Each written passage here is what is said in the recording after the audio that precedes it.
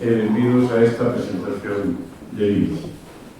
En representación do Ateneo, que nos estatutos está Cultura e Ciudadanía, é para nós un enorme placer, unha honra presentar o libro, neste caso é unha honra particular para mí, presentar o libro do noso compañeiro e ateísta Xosé Gana. O libro é Cementerios, Iglesias e Tumbas de Poetas, de editorial Teófilo. É un libro que ten unha colaboración especial da fotógrafa Rosa Tomás Fernández. É un libro moi original, moi interesante. Bueno, eu falarei un pouco do libro para aqueles, pero sí podo decir que é como unha guía dos cementerios galegos, as zonas pos poetas que aí están, creo que moi interesante. Están comigo na mesa o autor Xosé Gana, está tamén Carmen Figueiras, acompañándonos aquí, Carmen Teixeira, catedrática de francesidade e durante moito tempo directora presidenta da Asociación de Profesores de Francés e Inglés. Deixo a palabra, entonces, para que fale Carmen Teixeira. Bueno, a presencia de Pepe a miña neste acto é o resultado de varios factores movidos pola azar lograron unha boa xogada. Por unha parte, a nosa amizade ao longo dos anos que pasamos juntos no Instituto Eduardo Condado. Unha amizade cimentada polo noso gusto pola palabra. Ti, profesor de galego, eu de francés. Alimentada tamén pola nosa vinculación cos dous países e que agora, xa xubilados, seguimos cultivando no Club de Lectura da Alianza Francesa de Santiago, onde nos reunimos unha vez ao mes para falar sobre esos libros que nos din, que nos transmiten algo, que ás veces nos conmoven, outras nos fan reír. No mes de abril do ano pasado quedamos unha mañá para tomar un café. Cada un de nós, sen previo aviso, chegou con un libro. Ti, co que hoxe presentamos. Eu, con Vivre avec nos morts, vivir cos nosos mortos, da escritora francesa Delphine d'Orvilliers. Un libro que significa moito para min, que desde moi nova tiven que aprender a vivir sen os meus seres máis queridos. A morte cruel foi arrebatándome un a un. A primeira a miña nai, logo o meu pai, o meu irmán e, por último, o meu marido. Comparto ca autora de Vivir cos nosos mortos a idea de que cando os nomeamos ou falamos deles, facémolos vivir de novo. Por iso, cando vin o teu libro tan coidado e tan fermoso, un canto á memoria dos que xa non están, animeiche a compartilo cunha presentación ante o público de Santiago, invitándoos a asistir a este acto, porque estou segura de que algúns de vós, despois da exposición de Pepe, sentiredes, como eu sentín, gañas de seguir esa senda que el marca no seu libro, onde se funden a beleza dos poemas por el seleccionados co encanto dos lugares nos que se atopan as tumbas, recollidos nas fotos feitas por Rosa, a súa muller. Gracias aos dous.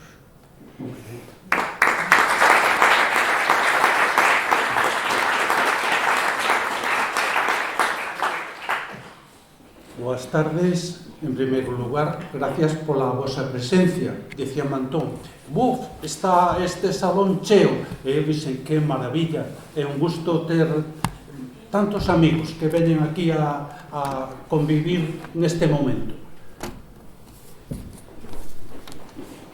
En Galicia hai problema de natalidade. Celebrar un nacimento debía de facerse con bombas de palenque, pois o nacimento dun libro tamén é algo para celebrar. O que estamos aquí, tanta xente xunta, a min enorgulléceme. Gracias, Antón, pola presentación. Gracias, Carme, por vir aquí. Se non fora por Carme, non habería esta reunión aquí. Fui a ela que me impulsou a que tiña que facer a presentación deste libro. E empezo xa, logo. Cementerios e Iglesias tumbas de poetas. A cousa empezou por tumbas de poetas e despois foi como as cereixas, como os ramilletes de cereixas, foi pouco a pouco engadíndose. Dos poetas pasamos aos cemiterios e aí está o libro. Tumbas e igrexas, porque esa palabra quere dicir o que se sale da grei, o que se sale do rabaño, porque os cementerios que aí presento son algo singular, algo que me atraíu, algo especial, tiñan un encanto. Aí vedes a portada do libro, é o cemiterio de Soutomerille. Soutomerille é unha aldeiña moi pequeniña ao norte de Lugo, a 17 kilómetros, está no concello de Castroverde, e escollemos ese cementerio tan apacible, tan pequeniño. É o cemiterio máis pequeno da provincia de Lugo. O nome é precioso, Soutomerille, quere dicir un souto, entendo eu, pequeniño, somero, mero, en castelán, nos indicando que algo é non moi importante. Un cemiterio pequeno, pero moi bonito, encantón. Tardounos encontralo. Está rodeado, vedes, de árbores grandes, é un souto, castiñeiros. Pasa por aí o camiño primitivo a Santiago.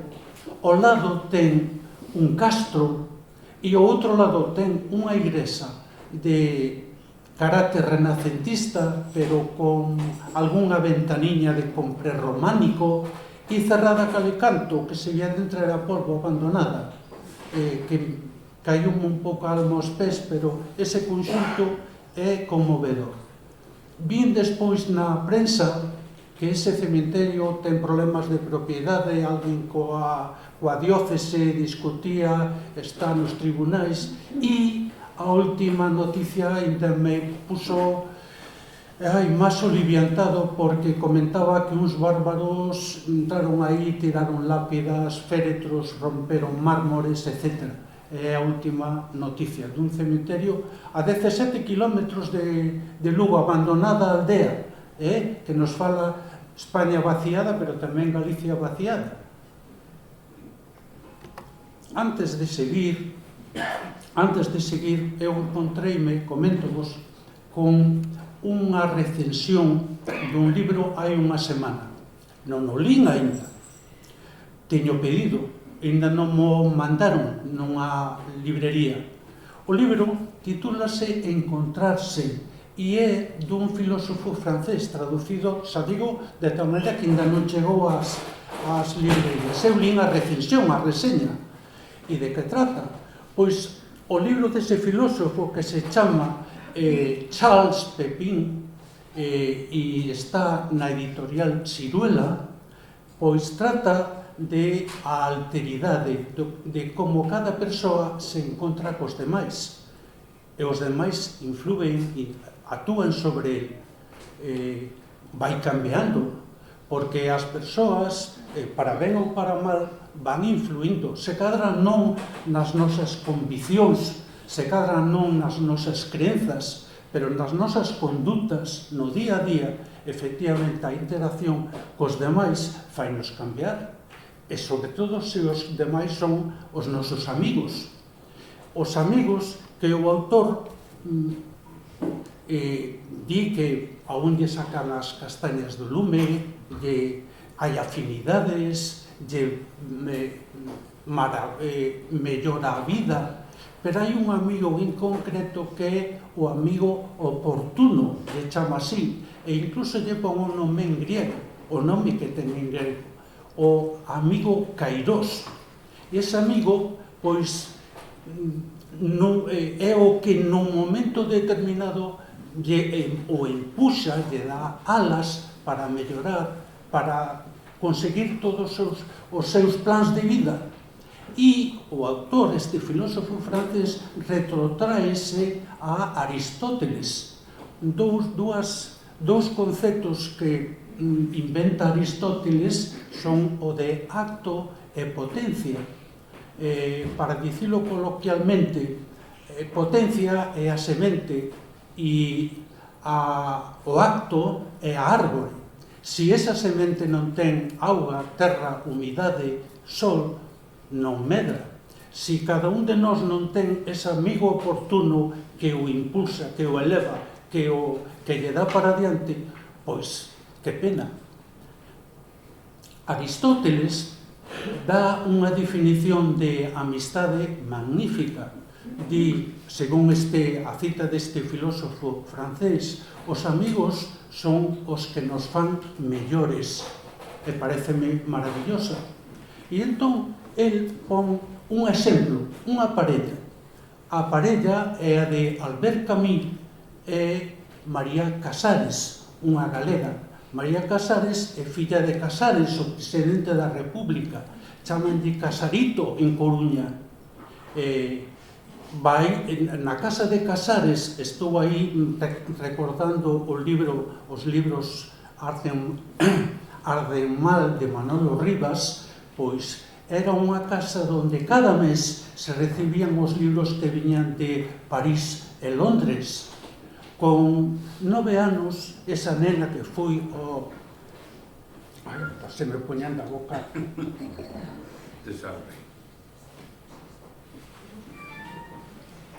Ten que marchar, porque o pai está de presidente do goberno en Madrid con el para Madrid e estudiou no Liceo francés en Coruña francés. Consérvanse as súas libretas deses anos escolares. En Madrid encontrase coa guerra, vai de enfermera a un hospital de Madrid para socorrer soldados e tense que marchar, cando termina a guerra e perde Casares, tense que marchar a Francia.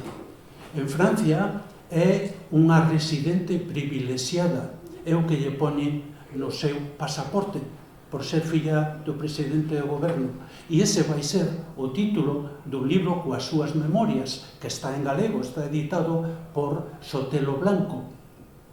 En os primeiros anos en Francia fai un esforzo moi grande no instituto, sobre todo para coller a dicción francesa, que non tiña daqui, ela viña de Galicia. Camus nace en Argel, era fillo dun argelino e dunha nai española.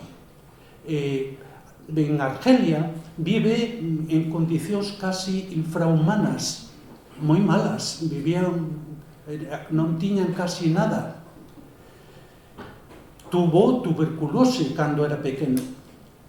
Encontrouse con un mestre que lle abriu ese, como comentaba antes, ese amigo oportuno que lle abriu a vida, e entón se acolleu becas e apareceu en París.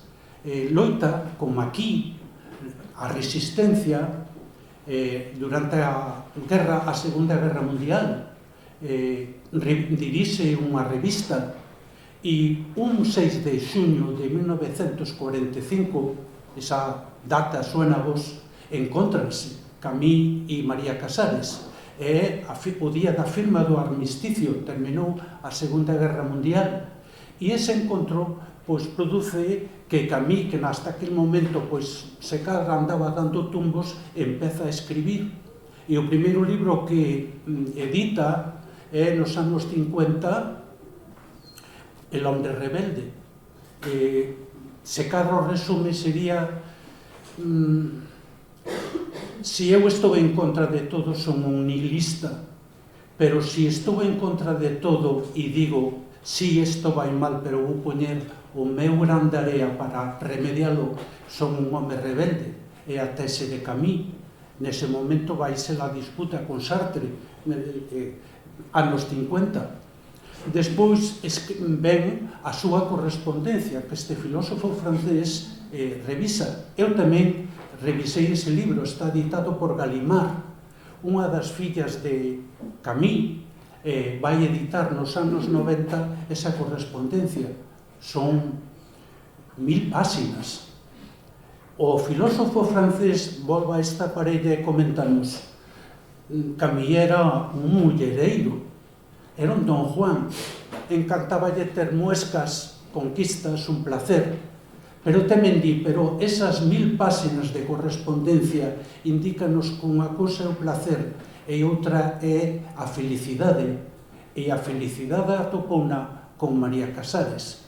Toda esta reviravolta para dicirvos que eu tamén no libro collín a María Casares para a súa tumba, para poñela. Non é unha escritora, pero é creadora da palabra. Digo os periódicos da época que cando subiu ao escenario, ela que era miúda e pequena, crecíase, era un animal da imaxe, valga a expresión. Esa correspondencia de 1000 páxinas dela, eu collín unha carta que lle manda Camí a María e outra a que lle manda María a Camí, xa digo, por iso escollín. E Camí dille: princesa de Galicia, deixa a melura. Melura é unha palabra en galego que significa auga fina pero moi fría. Deixa a melura e vente a este sol donde estou eu. Ela contéstalle: un home tan guapo, tan inteligente, tan sutil, que teña que desaparecer, casi presinto que vai pasar. En 1960, Camí vai do sur de Francia cara a París co seu editor, con Gallimard, e choca cunha árbore e ali morre. Nos papéis que levaba no cartopacio, cando el, encontráronse as follas soltas, non estaban terminadas, do libro El primer hombre, un libro que aparece nos anos 50 e que a min, 50 que dice, nos anos 90, e que a min me emocionou, porque conta a súa biografía, e donde conta as súas vivencias en Argel, co seu mestre, ese mestre oportuno que lle abriu a vida. E vamos pasar, entón,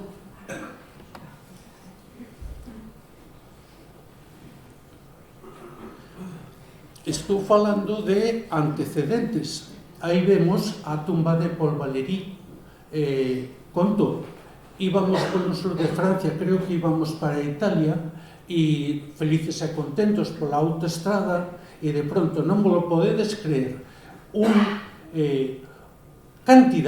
tal cantidad de coches que antes íbamos a 120, no momento en que os coches os tiñamos a un lado e ao outro, íbamos a 3, a 5, e cabreime.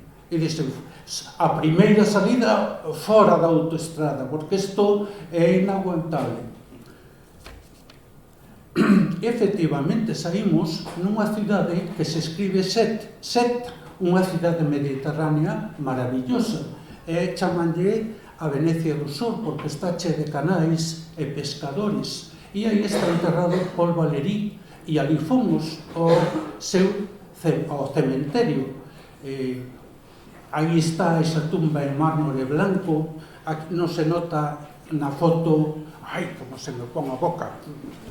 Sirves. Ai. Gracias, Elisa.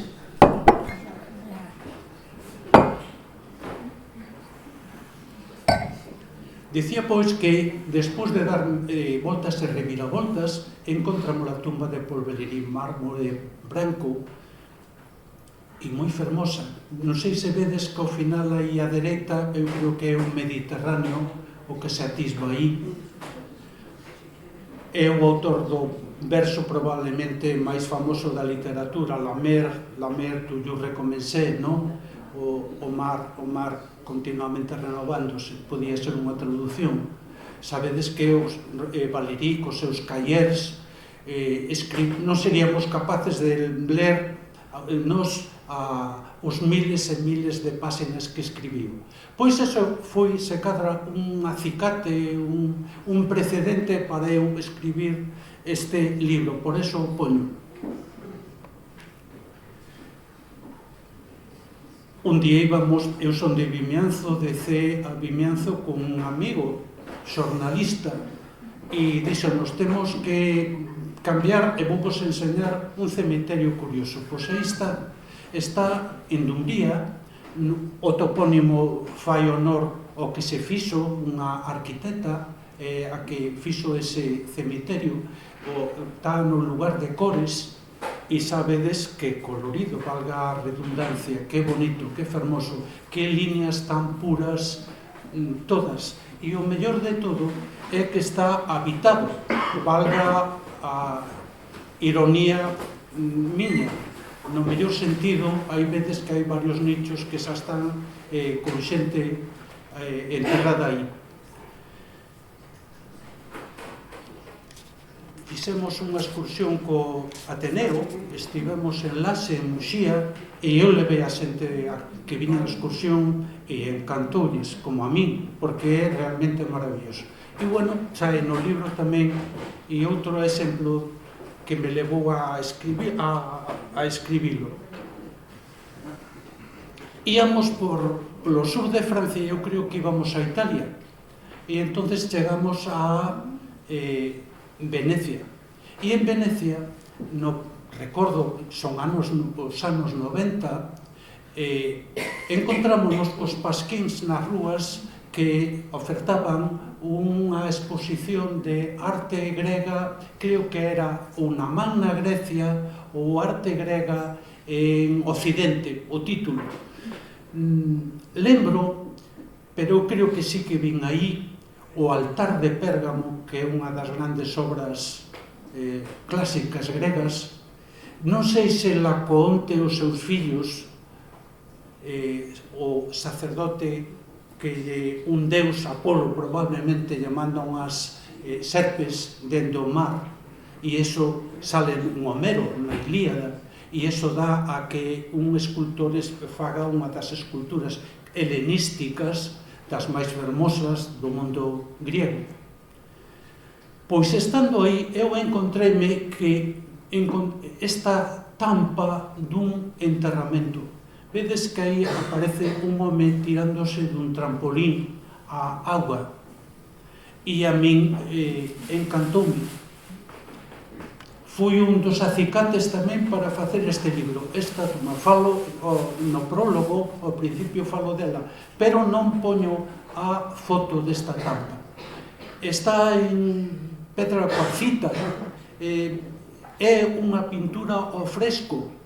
Tiña esa... encontrouse na cidade de Paestum, que está ao sur de Nápoles, onde está ao final da bota de Italia, onde está Salerno hacia o sur. En Paestum chamase a cidade actualmente. Na época dos gregos chamábase Poseidonia, en honor ao deus do mar, Poseidón, o que os romanos lle chaman Neptuno, co seu tridente. Digo que me encantou e despois fun vendo comentarios. O primeiro, por exemplo, dicía, hai veces as Torres de Hércules e o nadador, tufatore en italiano nadador, mergullador, se queredes, que se está tirando a auga do Hades. Sabedes que o Zeus, o Hades, Vulcano, o Hades lle chamaban, Vulcano lle chamaban os romanos a outra tumba, por decirlo rapidísimamente. Entonces o paso do home cheo de vida a outra tumba é unha das versións dos estudiosos. Pero a mí gustame máis a de un arquitecto alemán que sacou un libro, haberá como un mes sobre isto. E di, non, é naturalista, é un efebo, mozo 14, 15 anos que se está tirando a auga, e iso é placentero, como nos sucede a nós. Unha corriente que vemos aí en ondas, e di ese argumento. Un pouco máis arriba, no Latio, cerca de Roma, Tarquinia, hai 10.000 tumbas. Unha delas tamén aparece un mozo tirándose á auga. Por tanto, é unha persoa que se tira, como temos visto secar turistas algunha vez nos acantilados, mozos tirándose á auga polo placer de nadar. Ao lado, eu solamente vira isto na exposición, pero no sepulcro que apareceu en 1968, ollo, non hai tanto, esta tumba ao lado, nos laterais, tamén no mesmo tipo de pedra cuarcita, pois vese o que lle chaman os especialistas un simposio, es dicir, un festín. Entonces vedes, hai parellas de homes tomando nas súas crateras viño, están nunha especie de triclinium, deitados, e están brindando. Un deles sirve. Os comentaristas din que un autor do fresco non é o autor do outro, son dous distintos, un de mellor trazo co outro, pero ese simposium que para a primeira lectura era un momento religioso, para outros é unha festa. E para min, curiosamente, que observei, beso as parellas, un é un barbudo e outro é un barbilampiño, que nos está dicendo outra maneira de ver a vida. Sabedes que cando os gregos iban á guerra, o guerreiro, o que dominaba as artes marciais, iba acompañado de un mozo de 16, 15, 14 anos que o axudaba. E nese simposio estamos encontrando o mismo. O outro día, ao respecto, lía un artigo dunha periodista 3 días que dicía que na nosa sociedade actual que hai un culto ao corpo con dietas milagreiras, etc., insoportable. E dicía, da mesma maneira que en Estados Unidos, antes da Guerra de Secesión, nos Estados do Sur non había na xente conciencia de que estaban vivindo na escravitude, e na Grecia clásica non había conciencia de que había pedófilos. Bueno, aí cada un pode lle dar a lectura que queira, pero desto fala esas pinturas e aí queda para asombro. Vedes que ao lado ten unha poesía en italiano dun escritor poeta chamado Eugenio Montale. Eugenio Montale foi premio Nobel e ante esa lauda pois fixo o poema. Curiosamente, eu lendo unha vez, pero non sei quen, foiseme da memoria a vida dun poeta español moi relevante que morreu, lía a súa biografía, non me acordo ahora quen, pero acórdome do detalle gracioso. Alquilou unha furgoneta moi bella, levou os seus amigos desde España un verán a ver a tumba do Tufatore en Paesto. Bueno, pois Eugenio Montale, premio Nobel, poeta italiano, escribiu tamén ese poema que vedes aí. E eu trouseno porque o noso poeta Ángel Valente, ourensán, e que eu tamén poño nunha das tumbas, fíxolle unha traducción. Vou traducir. Salto e inmersión. El que se arroja al agua tomado al ralentí diseña un arabesco filiforme y en tal cifra quizá se identifica su vida. Quien está en el trampolín aún está muerto, muerto que envuelve a nado hasta la escala tras el salto, muerto quien lo fotografía, no nacido quien celebra la empresa. ¿Está pues vivo el espacio de que vive lo moviente? Piedad por la pupila, el objetivo. Piedad por cuanto se hace manifiesto. Piedad por el que parte y el que llega. Piedad por el que alcanza o alcanzado. Piedad por quien no sabe que la nada y el todo solo son velos de lo impronunciable. Piedad por quien lo sabe, quien lo dice, quien lo ignora y va a tientas en la sombra de las palabras. Se cada non entendechedes nada, é un poeta moi hermético, pero se eu vos digo que algunha vez vos ten pasado a vos eso de encontrarvos con algo inaudito, algo que vos sorprende, dicides que deime sin palabras, ou que facedes é balbucir palabras, pois probablemente ese é o estado para entender este poema. O poeta está ante o inefable, e entón, pois se cada palabra clave do poema é impronunciable, e as palabras ante eso son sombras, e se cada xa se entende un pouco máis o poema. Esta tumba foi pintada no momento clásico, está vivindo Pericles, o clásico de Grecia. E por que se sabe? Porque apareceu un sarronciño ao lado do morto e unha tortuga, e ese sarronciño cerámica griega pois está pintado a silueta en negro.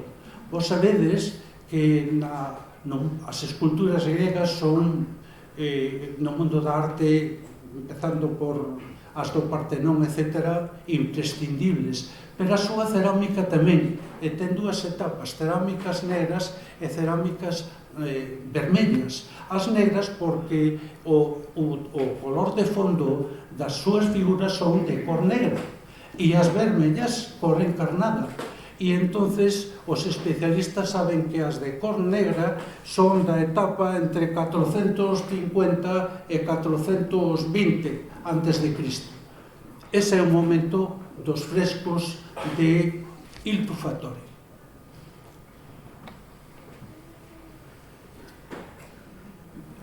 A mí pasouseme, aí está. Pois mira, a primeira experiencia se cadra.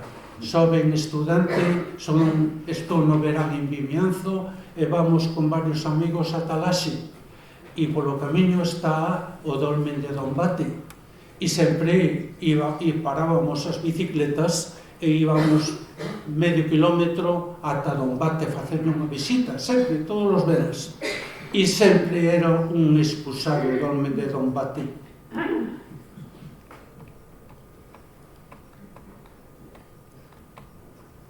Ese é o dolmen de Dombate actual, encántame. Houve moita polémica cando se fixo ese tellado, esa construción. Aí estiveron os arqueólogos, sabedes que non ten nada que ver coa outra foto. Eu teño visto tamén unha foto do século XIX de Dombate e do Pedroso, donde non se vía nin unha árbore, calcinado o Pedroso, calcinado os arredores de Dombate, e na anterior había pinos, sabíchedes. Bueno, pois este é unha foto de como está Dombate na actualidade. O último día que estiven ali, actuaba un músico, un portento, porque con distintos instrumentos alegrounos a vida os que estábamos ali presentes. Pasámoslo moi ben. Estábamos un grupo de amigos, despois fomos perto dunha ermita a comer, un sitio moi cercano, e antes nunha cervecería artesana, que teño que decir que os levei eu, facía sol e foi espléndido beberse un trago de cerveza artesana.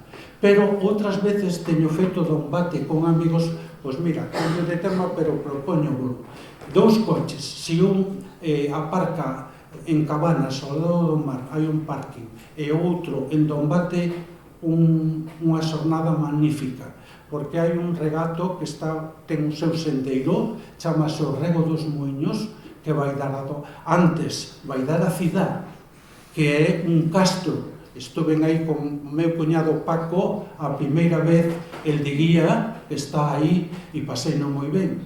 Pero a última, co arqueólogo Concheiro, contándonos o seu momento glorioso, que encontra excavando conchas e que fan honor ao seu apelido, pois tamén foi moi fermoso. E despois seguir andando por Dombate, que ten unhas casas realmente rurais, mundo preciosas, chegar ao dolmen. Hai uns guías magníficos, profesionais, hai un parquín que me recordou todos os parques dos centros de interpretación de Francia. Podes aparcar, hai espazo, estamos nos tempos mellores, é unha maravilla visitar Combate. E como apareceu un enterramento pequeniño ao lado do dolmen, do enterramento maior, puse no apartado cemiterios, por que non? O cemiterio máis importante de Galicia, sin lugar a dudas, é o Panteón de Galegos Ilustres. Aí está Brañas, un político, aí está Sorei, un dos grandes escultores de Galicia, Rosalía, Castelao, Cabanillas. É un gran panteón. Solo que cando un vai, sempre se encontra que o Panteón de Galegos Ilustres é propiedade da Igrexa e aí se cadras a que hai alguén que poda incidir. Había a administración, tiña que arreglar eso, facer que eso tuvera outra, eu quixen entrar, tes que ter permiso, non podes, non, en fin, mellorar eso. Polo seguinte, porque hai veces dous panteóns nesa foto. A de arriba é o Panteón de Roma. Eu acórdome que cando estiven aí chovía a mares e entón tuveron que poñer un gran caldeiro debaixo dese, chamanlle o óculo, debaixo dese óculo, porque aí non hai cristal, non hai vidro, chove directamente. É un dos poucos edificios que quedan en Roma do tempo dos romanos. É visitado por miles de turistas. Aí están reis, pero tamén está Rafaelo, o gran pintor do Renacimento Rafaelo. O de abaixo, vedes en arte neoclásica, recórdanos o Partenón, recórdanos o Concello de Santiago, ese triángulo neoclásico. No Panteón está o péndulo de Foucault, pero tamén están os grandes escritores de Francia, Voltaire, Rousseau. Empezaron porque os dos panteóns é unha idea moi romántica, con Vítor Hugo. E aquí en Galicia, pois, tamén temos algo moi digno que podía, xa digo, mellorar, visto como está eso. En Portugal tamén teñen o seu panteón. E mira, abertos. Os últimos que entraron no Panteón de Portugal son o futbolista, os que sexan futbolistas, sábeno, Eusebio, e a fadista Amalia Rodríguez, e aí está. En Francia, Josephine Baker. Como? En Francia, Josephine Baker. Josephine Baker, e Simone Weil, por exemplo, a da lei Weil do aborto, por exemplo, e que foi presidenta do Parlamento, unha gran europeísta. Mataronlle a toda a familia os nazis nos campos de concentración, e librouse ela. Cando eu lia algo sobre Weil, sempre me recordo da anécdota que cando se enterrou no panteón o seu fillo falou e dixolle: mamá, perdónoche pola auga que me tiraches na cabeza. Facía referencia que un día na casa o fillo fixo un comentario un pouco machista e a nai, brumba, tiroulle unha palangana de agua pola cabeza dicindo: aquí non che acepto. Bueno, unha anécdota. Eu dividía os cementerios en urbanos, San Amaro, Coruña, Froilán, en Lugo. Despois os vilegos, por exemplo, os cementerios da Beira-Mar, os de Santa María de Noia ou de Cambados, que vos vou ensinar agora de seguido. E despois tamén os había aldeas. Estes serían os aldeas. Aí temos San Xoán de Alba. Alba é un topónimo, Vilalba, que significa branco, pero tamén significa alto. É a acepción neste caso. Teñen unha pátina antigüidade a moitos anos, esa fasquía é neogótica, e son moi fermosos, na Terra Chá. Este é, según palabras de Cunqueiro, o cemiterio máis melancólico do mundo. É nunha igrexa en ruínas, en Cambados, é o cemiterio de Santa Mariña de Dozo.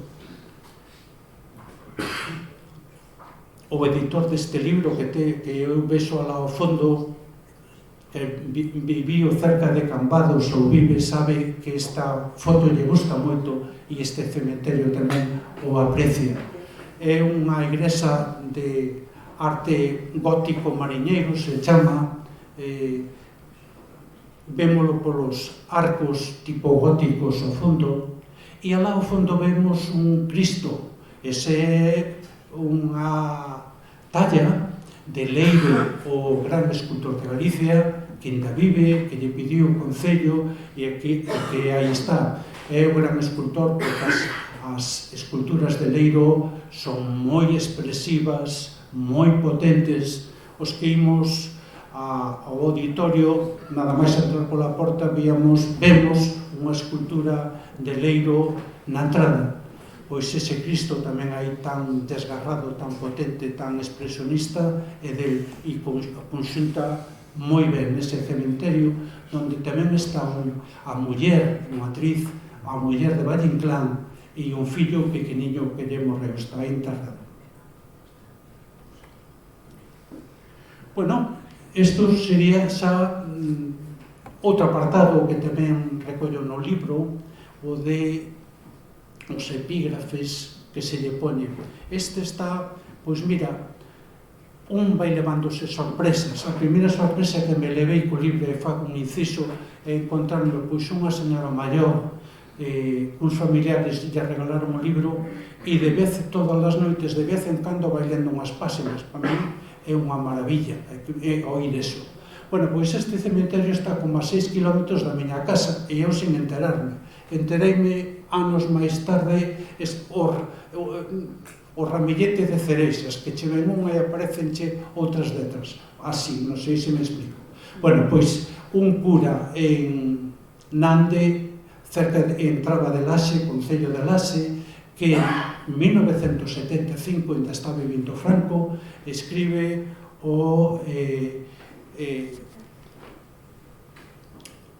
unhas palabras na lápida de súa nai.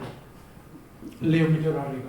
Maripepa Rodríguez de Castiñeira, 1895-1975, finou en 22 de marzo, sábado de Ramos.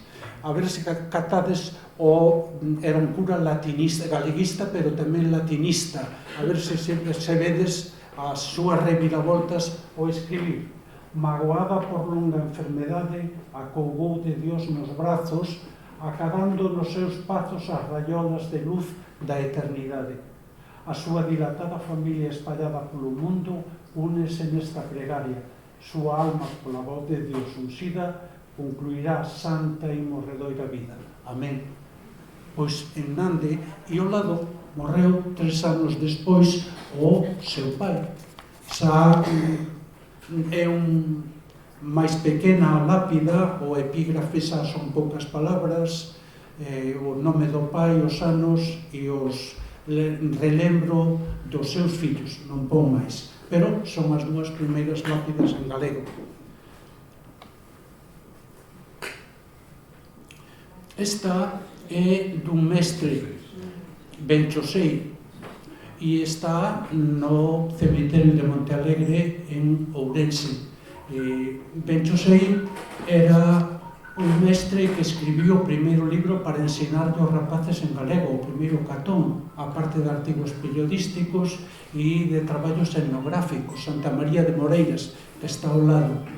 O Concello, o Centro de Ensino do Concello de Pereiro leva o seu nome, e os de Pereiro están orgullosos porque teñen 3 próceres: Benchosei, Cachamuiña, o que libera a cidade de Vigo dos franceses, e o padre Feijóo, un ilustrado. Di o señor Don Xosé Ramón Fernández Osea Benchosei, Gran Cruz de Montealegre, o cemiterio onde está, colector de Barallete. Barallete é a fala dos afiadores. O Pereiro é unha terra de afiadores en Ourense, e os afiadores ten como a arsina dos canteiros, teñen unha linguaxe para entenderse entre eles. Pois Barallete, afiadores. Coleto de Barallete, Pregoste do Tangaraño, o famoso poema de Curros do Tangaraño, Enanismo. El era un entendido en enanismo, por eso o pon en plan irónico, ponedes, faced a lectura que queirades. Tengo o gusto de ofrecer aos seus amigos o seu novo domicilio no cumio do cemiterio de Ourense, onde os agardará ata que o boten dali os ediles de turno. A súa dona e a súa filla pregan e encomenden a Deus a súa ánima. Nota: quedan suprimidos todas as homenaxes post-mortem porque as cousas ou se famos un tempo ou non se fan. Todo de acordo.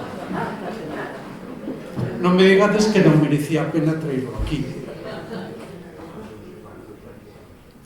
Mais epitafios. Onde queira que ele estivese, ali estaba o paraíso. O meu fillo vivía en Madrid e fomos visitalo unhas cuantas veces e de vez en cando íamos ao teatro. No Teatro Bellas Artes de Madrid, un clásico onde xa na Guerra Civil se reunían os republicanos, eu fun ver Diarios de Adán e Eva. Actuaban unha parella, ademais casados, ele e ela, Blanca Teiza e Miguel Ángel Solá, un hispanoamericano, tal se de velo nalgúna serie de policíacas. Hai dimes, diretes, eso débil, sabe forte, un é un trangallán, a outra é unha fantasiosa, pero se complementan, se entende, e os de Patio de Butacas morremos de risa as 2 horas que durou o espectáculo. Está baseado nunha obra de un escritor americano chamado Mark Twain, Los diarios de Adán e Eva, unha obra de teatro magnífica. Ao final ten que haber o epílogo e morre Eva, e entonces Adán falle o seu epitafio, un túmulo, e pon ese epitafio que para min é un epitafio de ficción, non é real, pero para min é o epitafio máis bonito de todos os que li. Donde queira que ele estivese, ali estaba o paraíso. É maravilloso. O outro, eu non quería estar aquí. En plena pandemia, aburridos de estar encerrados, sin facer daño, Rosa máis eu, collemos 2 bocadillos, 2 botellíns, e ela fomos a Pazos de Arenteiro, unha pequena aldea chea de casas de pedra moi fermosas, rodeada de vides, e ten varias rutas. Unha delas polo Arenteiro ten unha fervenza maravillosa, pero nós collemos o camiño que vai de Arenteiro a Pazos de Arenteiro a Boborás. Fomos andando, encontrámonos o Pazo de Almuzara, por exemplo, un pazo dun dos grandes caciques que deu Galicia. Ali está. Otero Pedrallo presentábase as eleccións, pero quen ganaba era o do Pazo de Almuzara, non ganaba Otero Pedrallo. Curiosamente, ao outro lado do pazo pasamos pola casa de Chamoso Lamas. Se cadra sona, pois porque Chamoso Lamas foi o gran arqueólogo de Galicia que actuou en casi todas as igrexas de Galicia nos anos 50 e 60. Encontrámonos con un nogal americano e ao final non fixemos a ruta inteira, encontramos unha igrexa de fasquía románica que se chama San Martiño de Cameixa, e antes de entrar na igrexa están os nichos, e un dos nichos miro e vésome as incisións, pero moi ben feitas, de un home dominador da técnica, as incisións dun home poñendo uns ladrillos ou uns bloques, está coa paleta, está poñendo os bloques, vese perfectamente dibuixado, e debaixo pon o epitafio: eu non quería estar aquí. E dixe, por un lado un sorrise, pero por outro lado, canto debía dar maravilla este home, non? Veme o caso Rufino. Leo o libro que eu vos recomendo, está na editorial Galaxia, de Moncho Villares, titúlase Identidade e afectos patrios. E lendo o libro, encontrome que di que un tal Rufino, soldado, pois é o primeiro galego que ten a conciencia de que pertence a un lugar chamado Galicia. E dixen, vaites, quero encontrar a lápida, vedes as cereixas que se unen unhas ás outras, quero encontrar a lápida de Rufino. Entón, pois collo a Moncho Villares nunha sesión como estas e digolle, Moncho, onde está Rufino? Así, colle o mano aire. Non sei, deronme papéis, pero non sei onde está Rufino. Vaya, tes que falar con Marco García Quintela, profesor catedrático de Historia Antigua, que se cadre el dicho. Falo con Marco. Dime, está cerca de... Eu pensara, casi seguro que está en Lugo. Lucus Augusti, unha lápida aí, os romanos, está claro, está en Lugo. E dime, Marcos, está cerca de Coimbra. Non está en Lugo. Era da Tarraconensis, un soldado de Galicia da Tarraconensis. Poñedvos no caso, os romanos entraron a España e administran. A primeira administración é Hispania, ulterior, Hispania Citerior. Citerior quere dicir a que está máis cerca de Roma, o Ebro dividía, e ulterior a que está máis longe. Fui a primeira división, pero como eles queren administrar cada vez mellor para sacar cartos, etc., a seguinte reforma fai na Augusto, e entonces é Tarraconensis, capital Tarragona, e Lusitania Ibética. E a seguinte xa fai Diocleciano. Dese momento de Augusto é cando este home fai Rufino morre. Pero xa ten a conciencia da reforma seguinte de Hispania que vai facer Diocleciano, século III, xa vai dividir Galaecia, Lusitania, Bética, Cartaginense e Tarraconense. Pero el xa tiña, antes de que se fixese Galaecia, a conciencia de que era de Galicia. E, efectivamente, tuvemos que ir a ver a tumba o escritor premio Nobel portugués que estaba no campo da Cebola en Lisboa, e despois de volta cerca de Coimbra quixemos encontrar a tumba de Rufino. Non a demos encontrado porque a xente do povo levábanos a un pelouriño, pero o pelouriño é unha picota, non é a tumba. Fomos para casa, volvemos ao cabo dun mes e ao cabo dun mes encontrámola, e efectivamente o epitafio está en latín, claro. Rufinus et tiro scriserum, aí está as primeiras palabras, e termina calo e brigoi, ese caelos e ce vai dar bodega petaca, os que deron o latín, vai dar Galaecia, e efectivamente sacamos unha foto, aparece na parte introductoria do libro O Pelouro, é un pelouro, e nese pelouro, unha pedra imensa, está a inscripción. Rufino e outro máis que lle fai unha ofrenda aos deuses votivos dali, e ali morren, e ali está enterrado, e é o primeiro galego con conciencia de identidade. Que máis nos queda?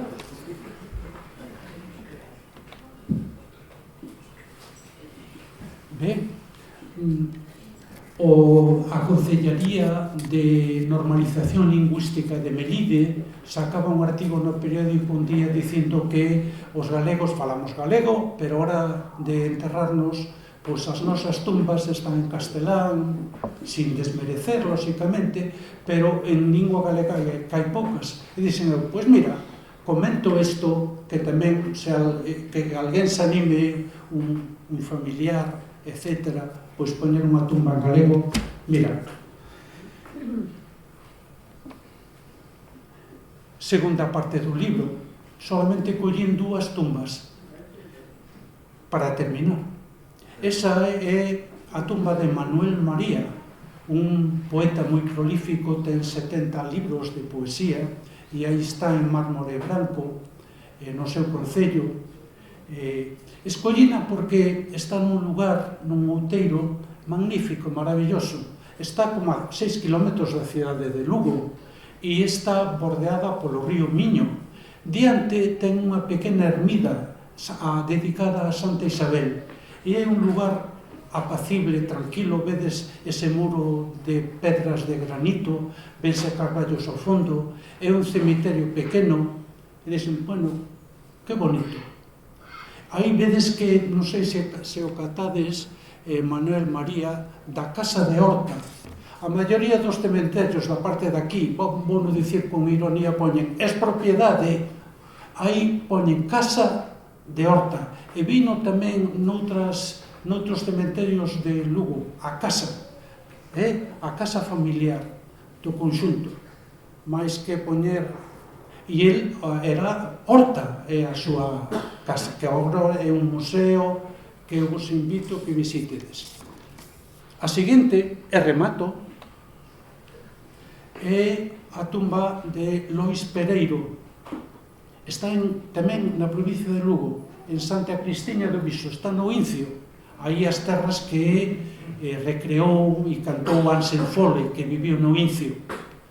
Pois aí tamén é un sitio que me encantou. É outra vez un pequeno outeiro, está rodeado de castiñeiros, tiña unha escola cerrada e abandonada enfrente, e ao outro lado tiña a casa familiar dos Pereiro. Morreu o poeta, que dá o outro Pereiro periodista, que vos suena que alguna vez lle lechedes algún artigo, un arco que nos recorda séculos atrás, a un lado do cementerio, pequeniño, reducido, non é granito, é xisto, o que se ve ao fondo, penso, e a tumba di, vedes, unha húmida mensaxe de vida de furia necesaria, que está sacada do último poema do libro del de poesía.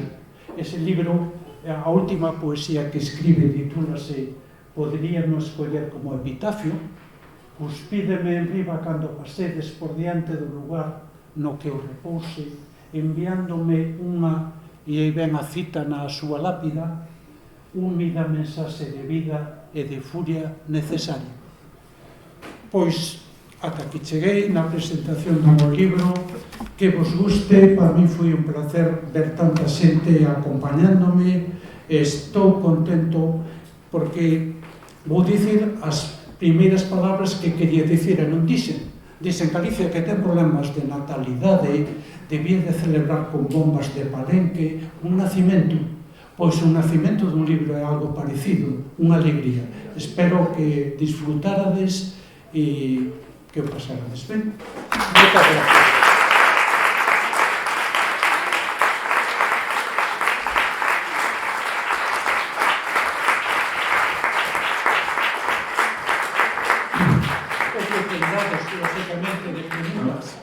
Nos queda un poquinho de tempo, creo que Gándara está disposto a participar no coloquio. Se alguén quere facer alguna pregunta, levantades a man para acercar o micrófono. Bueno, eu quería aproveitar para preguntarle unha cosa que falamos onte, que opinión tes sobre ese cemiterio tan polémico, tan famoso, que o de Fisterra, o de famoso arquitecto César Portela. Sí. Esa é a tua opinión. Sí, sí.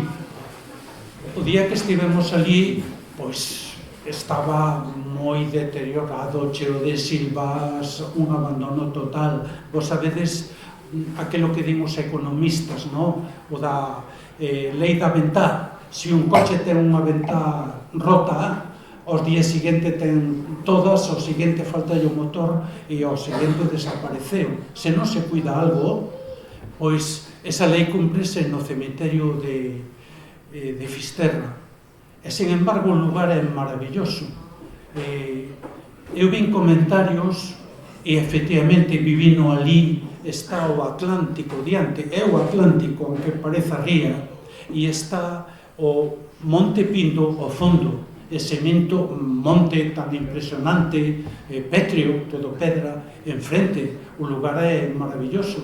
Só que as cousas non entran, e non entraron. Se cadra cumpría unha pedagogía cumplía un falar. Se non se falou, se non houve unha pedagogía, a xente de Fisterra non entrou a ser enterrada aí.